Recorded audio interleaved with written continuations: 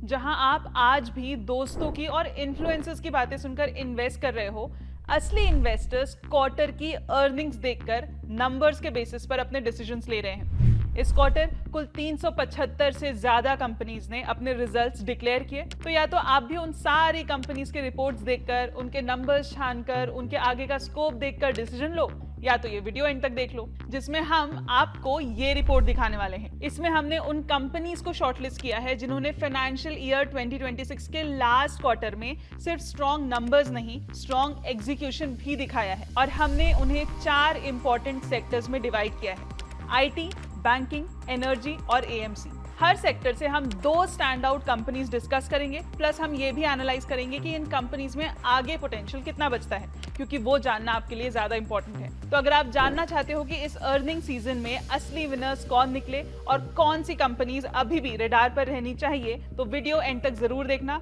और comment section में बताना कि इन 8 कंपनीज में से कितनी कंपनीज ऑलरेडी आपके पोर्टफोलियो में एडेड है। और हाँ, ये कोई रिकमेंडेशन नहीं है, ये analysis publicly available company data और अर्निंग्स रिपोर्ट के बेसिस पर है।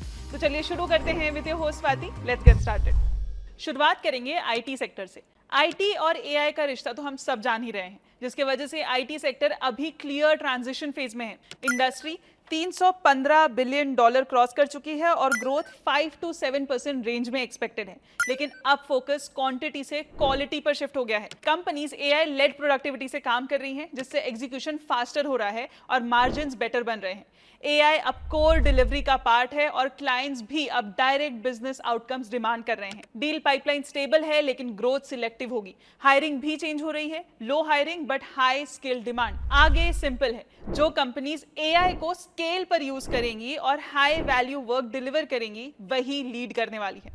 चलिए अब देखते हैं इसकी पहली कंपनी जिसने स्ट्रॉन्ग क्वार्टर डिलीवर किया। The company is persistent system. Persistent systems का Q4 FY26 ऑनेस्टली एक क्लीन और इंप्रेसिव क्वार्टर था। कंपनी ने अराउंड 16% ईयर ऑन ईयर और 3% quarter on quarter growth deliver की, जो दिखाता है कि डिमांड स्टेबल है और एग्जीक्यूशन स्ट्रॉन्ग है। और सबसे बड़ी बात, ये उनका 24th कॉन्जिक्यूटिव ग्रोथ क्वार्टर है, मतलब कंसिस्टेंसी बहुत अच्छी है। मार्जिन्स भी काफी अच्छे हैं। एबिट मार्जिन 16% के ऊपर है, जो मेनली बेटर एफिशिएंसी और लास्ट क्वार्टर के एक्स्ट्रा कॉस्ट हटने की वजह से हुआ। अब बात करते हैं TCV, that is total contract value, मतलब कंपनी ने जितने नए डील्स साइन किए उन कॉन्ट्रैक्ट्स की टोटल कंबाइंड वैल्यू। कंपनी ने Q4 में $600 मिलियन का टीसीवी बुक किया और फुल ईयर टीसीवी $2.4 बिलियन तक पहुंच गया, जो स्ट्रॉन्ग डील मोमेंटम दिखाता है। नए डील्स का टीसीवी अराउंड $409 मिलियन रहा और एसीवी $445 मिलियन, मतलब नियर टर्म रेवेन्यू विजिबिलिटी भी सॉलिड है।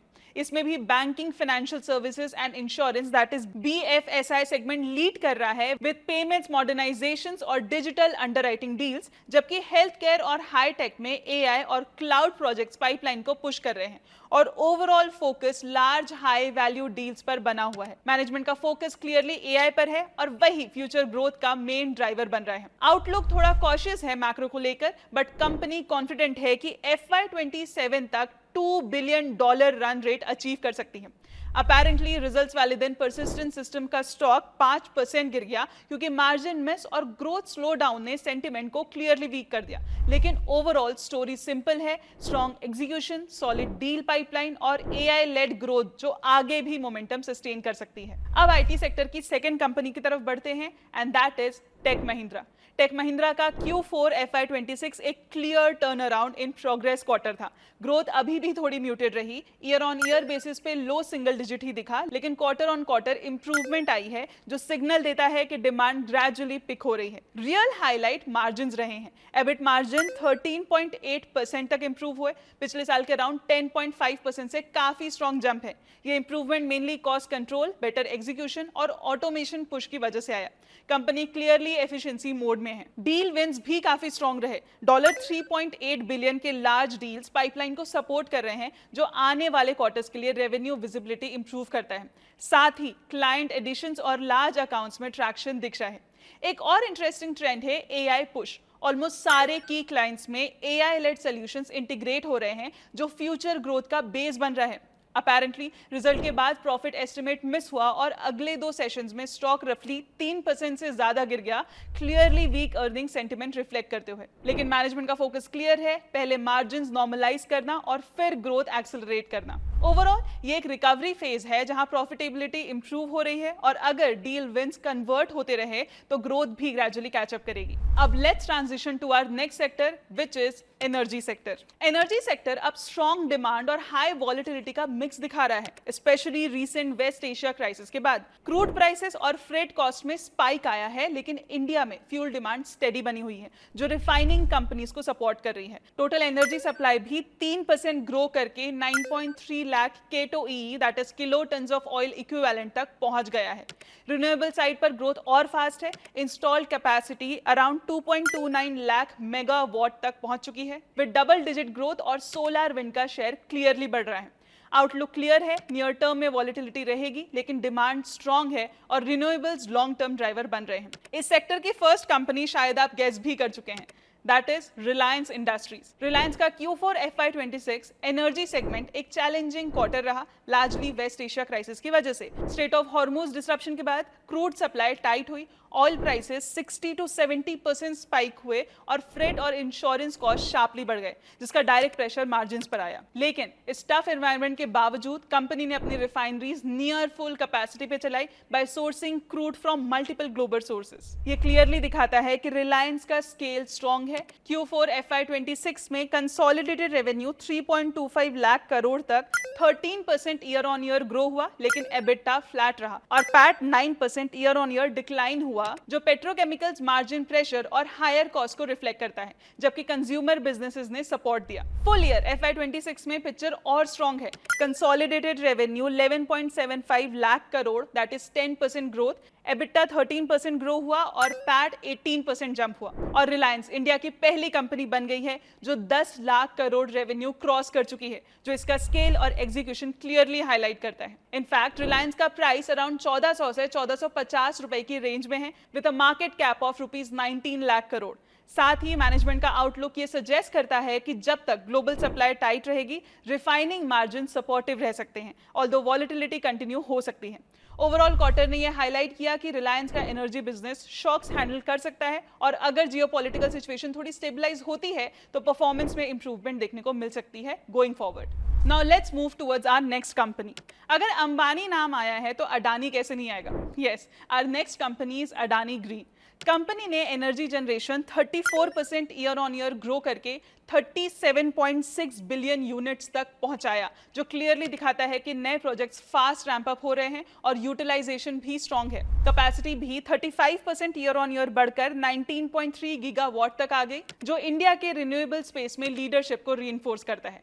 फाइनेंशियल परफॉर्मेंस भी इसी मोमेंटम को रिफ्लेक्ट करते हैं। रेवेन्यू 22% ईयर ऑन ईयर और एबिटा 23% ग्रो हुआ और मार्जिन्स 90% के अराउंड सस्टेन रहे, जो रिन्यूएबल बिजनेस की हाई ऑपरेटिंग लेवरेज को शो करता है। ग्रोथ का core driver large scale capacity addition है, स्पेशली खावड़ा प्रोजेक्ट जहां ऑलरेडी 9 गीगावाट से ज्यादा कैपेसिटी ऑपरेशनल है और साथ ही बैटरी स्टोरेज बिल्ड आउट भी अग्रेसिवली हो रहा है। ये फ्यूचर स्केलेबिलिटी के लिए एक फाउंडेशन है। मैनेजमेंट का प्लान क्लियर है, हर साल 4.5 to 5 गीगावाट कैपेसिटी ऐड करते रहना और 2030 तक 50 गीगावाट का टारगेट अचीव करना। करंट एग्जीक्यूशन पेस देखकर ट्रेजेक्टरी स्ट्रॉन्ग लग रही है और मार्केट भी इसे 2 लाख करोड़ रुपए की मार्केट कैप पर at range of rupees 1200 to 1250 में वैल्यू कर रहा है। ओवरऑल अडानी ग्रीन एक हाई ग्रोथ और प्रेडिक्टेबल रिन्यूएबल प्लेयर बना हुआ है, जहां अर्निंग्स विजिबिलिटी स्ट्रॉन्ग है और स्केल कंटिन्यूअसली इंप्रूव हो रही है, जो आगे भी ग्रोथ मोमेंटम को सपोर्ट करेगा। तो दोस्तों, यहां तक 2 सेक्टर्स हो गए हैं। अब आते हैं नेक्स्ट सेक्टर की तरफ, that is banking sector. Banking sector अब स्ट्रॉन्ग और स्टेबल जोन में है। एसेट क्वालिटी टाइट है, GNPA 2 to 2.2% रेंज में एक्सपेक्टेड है, जो नियर हिस्टोरिक लोज है। क्रेडिट ग्रोथ स्टेडी है, स्पेशली कॉर्पोरेट साइड पर स्ट्रेस लो है due to strong balance sheets. Retail book stable है, हाउसिंग NPS 1 to 1.3% पर कंट्रोल्ड है, लेकिन अनसिक्योर्ड और MSME सेगमेंट में थोड़ा प्रेशर दिख रहा है, जहां NPS 3 to 3.6% तक जा सकते हैं। वेस्ट एशिया क्राइसिस का इंपैक्ट लिमिटेड है, बैंक्स की बैलेंस शीट स्ट्रॉन्ग है और क्रेडिट कॉस्ट अंडर कंट्रोल है। आउटलुक क्लियर है, steady growth, stable asset quality और लिमिटेड डाउनसाइड रिस्क। चलिए अब देखते हैं पहली कंपनी जिसने स्ट्रॉन्ग क्वार्टर डिलीवर किया, that is ICICI bank. ICICI bank का Q4 FY26 एक स्ट्रॉन्ग और वेल बैलेंस क्वार्टर रहा, जहां ग्रोथ भी आई और एसेट क्वालिटी भी और इंप्रूव हुई। PAT around 8.5% year on year और 21% क्वार्टर ऑन क्वार्टर ग्रो हुआ, जो क्लियरली दिखाता है कि अर्निंग्स मोमेंटम एक्सेलरेट हो रहा है, लार्जली लोअर प्रोविजंस की वजह से। बैंक का कोर स्ट्रेंथ यहाँ एनआईएम स्टेबिलिटी है, जो 4.3% पे स्टेबल रहा, मतलब रेट साइकिल के बावजूद मार्जिन्स होल्ड हो गए। Loan growth 16% year on year रहा, स्पेशली बिजनेस बैंकिंग और रूरल सेगमेंट्स ने पुश दिया, जबकि डिपॉजिट 11% ग्रो हुए। थोड़ा गैप है, बट कासा स्टेबल रहने की वजह से फंडिंग क्वालिटी स्ट्रॉन्ग बनी हुई है। सबसे बड़ा पॉजिटिव सरप्राइज रहा क्रेडिट कॉस्ट का शार्प ड्रॉप, क्योंकि रिकवरी स्ट्रॉन्ग रही और अनसिक्योर्ड पोर्टफोलियो में स्ट्रेस कंट्रोल में आ गया। एसेट क्वालिटी और इंप्रूव हुई, जीएनपीए 1.4% और एनएनपीए 0.3% तक आ गया, जो इंडस्ट्री में काफी स्ट्रॉन्ग लेवल्स हैं। कैपिटल पोजीशन भी काफी स्ट्रॉन्ग रही। CET1 यानी कॉमन इक्विटी टियर 1 रेशियो 16% है, मतलब बैंक के पास काफी स्ट्रॉन्ग कैपिटल कुशन है और आगे ग्रोथ के लिए एम्पल रूम अवेलेबल है। इनफैक्ट आईसीआईसीआई बैंक का प्राइसिंग भी ₹1250 के अराउंड है, with a market cap of 9 lakh crore. Management का फोकस क्लियर है, steady growth with tight risk control. Overall ICICI bank एक कंसिस्टेंट कंपाउंडर बना हुआ है, जहां अर्निंग्स विजिबिलिटी स्ट्रॉन्ग है और सरप्राइजेस मोस्टली पॉजिटिव साइड पे रहे हैं। अब बैंक सेक्टर की second company, that is axis bank. Axis bank का Q4 FY26 एक classic steady but not exciting quarter था। सरफेस पे PAT quarter on quarter 9% grow हुआ है, लेकिन year on year almost flat रहा, जो पहले थोड़ा डिसअपॉइंटिंग लग सकता है, पर स्टोरी थोड़ी डीपर है। बैंक ने इस क्वार्टर में एक्स्ट्रा प्रोविजंस लिए बैलेंस शीट और स्ट्रॉन्ग बनाने के लिए, मतलब शॉर्ट टर्म पेन लेके लॉन्ग टर्म स्टेबिलिटी पे फोकस। कोर परफॉर्मेंस काफी स्टेबल रहा। एनआईएम अराउंड 3.6% पे थोड़ा कंप्रेस हुआ, जो इंडस्ट्री वाइड ट्रेंड रिफ्लेक्ट करता है, लेकिन ग्रोथ साइड इंप्रेसिव है। एडवांसेस 19% ईयर ऑन ईयर और डिपॉजिट्स 14% ईयर ऑन ईयर। साथ ही कासा 40% पे स्ट्रॉन्ग है, जो फंडिंग कॉस्ट को सपोर्ट करता है। सबसे पॉजिटिव चीज है एसेट क्वालिटी। जीएनपीए 1.23% और क्रेडिट कॉस्ट शार्पली डाउन, मतलब स्ट्रेस क्लियरली कंट्रोल में है। यहाँ एक इंटरेस्टिंग ट्विस्ट ये है कि इंप्रूविंग एसेट क्वालिटी के बावजूद बैंक ने प्रोविजनिंग बढ़ाई, जो प्रूडेंट स्ट्रैटेजी दिखाता है। कॉस्ट थोड़े ऊपर आए ड्यू टू टेक और डिजिटल इन्वेस्टमेंट, जिस वजह से ऑपरेटिंग प्रॉफिट प्रेशर में रहा। मैनेजमेंट का टोन क्लियर है, फोकस सस्टेनेबल ग्रोथ और रिस्क कंट्रोल पे है, नॉट शॉर्ट टर्म प्रॉफिटेबिलिटी। और अभी करंटली एक्सिस बैंक की प्राइस 1250 के आसपास ट्रेड कर रहा है, at a market cap of रफली 4 lakh crore rupees. Overall axis bank एक स्ट्रॉन्गर, सेफर बैंक बन रहा है। नियर टर्म रिटर्न्स थोड़े म्यूटेड रह सकते हैं, लेकिन long term compounding story intact लग रही है। Now moving to our last sector, asset management company. दोस्तों, एएमसी सेक्टर अब क्लियर स्ट्रक्चरल ग्रोथ फेज में है, जहां रिटेल इनफ्लोज और फाइनेंशियल सेविंग स्ट्रॉन्ग ड्राइवर हैं। इंडस्ट्री 8 to 9% के CAGR से ग्रो करने वाली है और मार्केट साइज 1.53 लाख करोड़ के अराउंड है, जो लॉन्ग टर्म एक्सपेंशन को सपोर्ट करता है। रिटेल इन्वेस्टर का शेयर डोमिनेंट है और SIP लेड फ्लोज AUM को कंसिस्टेंट पुश दे रहे हैं। प्रोडक्ट मिक्स भी इवॉल्व हो रहा है। इक्विटी फंड स्टिल कोर है, लेकिन पैसिव फंड्स और ETFs फास्ट ग्रो कर रहे हैं, जो कॉस्ट कॉन्शियस इन्वेस्टर्स को अट्रैक्ट कर रहे हैं। साथ ही रीट्स और इनविट्स जैसे ऑल्टरनेटिव्स भी ग्रेजुअली ट्रैक्शन ला रहे हैं। डिजिटल प्लेटफॉर्म्स और फिनटेक अडॉप्शन ने ऑनबोर्डिंग और डिस्ट्रीब्यूशन को स्केल किया है, जिससे पेनिट्रेशन फास्ट बढ़ रहा है। आउटलुक क्लियर है, AUM ग्रोथ स्टेडी रहेगी, रिटेल पार्टिसिपेशन स्ट्रॉन्ग रहेगा और ऑपरेटिंग लेवरेज अर्निंग्स को सपोर्ट करेगा। चलिए अब देखते हैं AMC की हमारी पहली कंपनी जिसने स्ट्रॉन्ग क्वार्टर डिलीवर किया। वो कंपनी है Nippon life AMC। Nippon India AMC का Q4 FY26 एक स्ट्रॉन्ग और कंसिस्टेंट ग्रोथ वाला क्वार्टर रहा, स्पेशली जब मार्केट्स में वॉलेटिलिटी थी। कंपनी ने अपना AUM सॉलिड पेस से ग्रो किया और ₹7.7 लाख करोड़ तक पहुंच गया। साथ ही मार्केट शेयर भी इंप्रूव हुआ, जो क्लियरली दिखाता है कि ये इंडस्ट्री से फास्टर ग्रो कर रही है। सबसे इंटरेस्टिंग चीज यहाँ रिटेल फ्लोज हैं। SIP बुक स्टेडी रहा, around 36 to 3700 crore monthly range में, मतलब मार्केट करेक्शन के बावजूद इन्वेस्टर्स ने पैनिक नहीं किया। ये स्टेबिलिटी AMC बिजनेस के लिए बहुत इंपॉर्टेंट होती है। साथ ही ETF सेगमेंट भी स्ट्रॉन्ग रहा, स्पेशली गोल्ड और सिल्वर ETFs में डिमांड ने ग्रोथ को पुश किया। फाइनेंशियल्स भी हेल्दी रहे। Revenue 7.39 billion with 30% year on year growth और operating profit is 4.93 billion with 39% year on year, और दोनों स्ट्रॉन्ग ग्रो हुए। लेकिन क्वार्टर ऑन क्वार्टर प्रॉफिट थोड़ा सॉफ्ट रहा, क्योंकि मार्केट वॉलेटिलिटी का इंपैक्ट अदर इनकम पर आया। मैनेजमेंट का फोकस क्लियर है, मार्केट शेयर गेन करना, SIP बेस एक्सपैंड करना और डिजिटल चैनल से नए इन्वेस्टर्स ऑन बोर्ड करना। और अभी करंटली ये 64,000 करोड़ की कंपनी रफली 1,000 रुपीज की प्राइस रेंज में ट्रेड कर रहा है। ओवरऑल निपॉन इंडिया एएमसी एक क्लीन कंपाउंडिंग स्टोरी है, जहां एयूएम ग्रोथ, रिटेल पार्टिसिपेशन और ऑपरेटिंग लेवरेज मिलके लॉन्ग टर्म अर्निंग्स को सपोर्ट करते रहेंगे। अब बात करते हैं एएमसी सेक्टर की सेकंड कंपनी और हमारे पूरे वीडियो की last company, that is ICICI AMC. ICICI prudential AMC का Q4 FY26 एक स्टेडी और क्वालिटी ड्रिवन क्वार्टर रहा, जहां कोर बिजनेस स्ट्रांग रहा डिस्पाइट मार्केट वॉलिटिलिटी। कंपनी का AUM 21% year on year grow करके 11 लाख करोड़ के ऊपर पहुंच गया और मार्केट शेयर 13.5% पे स्टेबल रहे, जो इंडिकेट करता है कि ग्रोथ इंडस्ट्री के लाइन में है with consistent share gains. Equity hybrid mutual fund का quarterly average AUM growth around 27% रहा, जो इंपॉर्टेंट है क्योंकि ये हायर यील्ड कैटेगरीज में है। SIP फ्लोज भी स्ट्रांग रहे, मंथली सिस्टमैटिक इनफ्लोज 32,000 करोड़ के अराउंड, जो रिटेल पार्टिसिपेशन की स्टेबिलिटी को रिफ्लेक्ट करता है। फाइनेंशियल साइड पर operating revenue 20% year on year grow हुआ और ऑपरेटिंग प्रॉफिट 30% इंक्रीज हुआ। मार्जिन्स इंप्रूव होके 37 to 38 BPS रेंज में आ गए।